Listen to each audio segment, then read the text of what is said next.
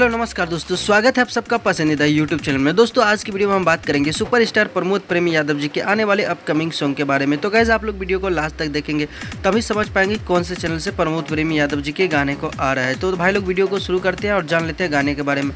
तो जी हाँ दोस्तों, बता दूँ प्रमोद प्रेमी यादव जी के गाने लाल घघरी, इस गाने के टाइटल पर काम चल रहा है। देखते हैं कौन सा गाना आ रहा है आप लोग के बीच में। वैसे तो सिस्टी म्यूजिक वर्ल्ड के लिए बहुत सारे गाने को रिकॉर्ड किए गए हैं। फाइनली इस बार देवी गीत को भी कंप्लीट कर ले गया। 2 से 4 दिन के अंदर में एक से एक वीडियो देखने को आप लोग को मिलेगा।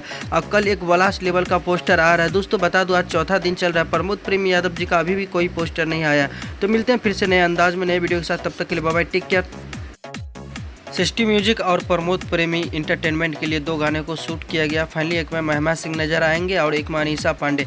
तो दोस्तों कब रिलीज होता है तो आप लोग तैयार है। चैनल को सब्सक्राइब करके बेल आइकन प्रेस करके कभी भी पोस्टर को रिलीज कर दिया जाएगा तो न्यूज़ के माध्यम से आप लोग को जानकारी दे दी जाएगा। धन्यवाद दोस्तों।